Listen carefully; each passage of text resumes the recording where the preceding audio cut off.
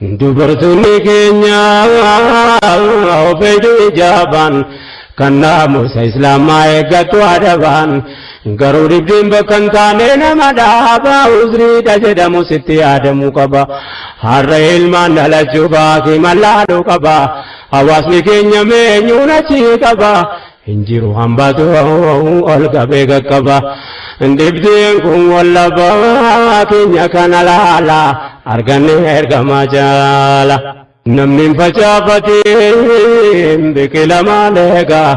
akka silaa feenuu tansiiba keeka silaa waan dubartee dubartuma beeka keenya waasni bal'aan barumsatti deega silaa barree faayidaa kana lawulluun zeega har'a manni keenya harka namaa eegaa hambaa biraa beekaa keenya nu wallaalaan arganne ergamaa jaala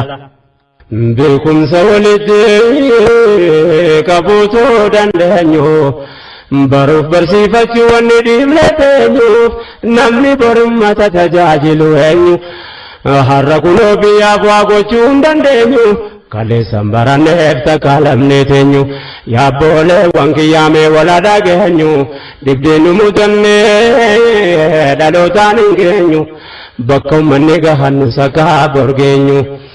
namu amma dandeenyu barsiifachuu yaalla arganne ergamaa jaala beekumsa dhuunfannee diinee qaddamannaa nu rabbi tamannaa hirkoo gaarii qabna inshaallah gaaf tokko mataa ol qabanna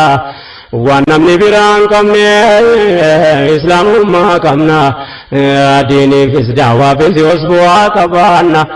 uumama ilaahi nutti mee quraanan ilmi shari'aatiif kan idilee qabaannan teknooloojii amma barree fayyadamna faayidaa argannaa duniyaa akhiraaf tola arganne ergamaa jaala kallattii nuuf laaffee qorannee qaroomna hunduu bu'aa qaba hundumataa jemna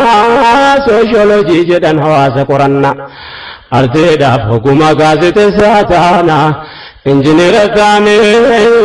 biyyattiin jaarranna taarika ummata dabre beekuu feena kun hundinuu eegaa nummoo eenyuneeyna yoo baranne hamaaf gaarii addaan beeyna khayreettiin kuufannee bortaan abbaa seena kun waan fagoo seenaa guyyaan as deemaa bula arganee ergamaa jaa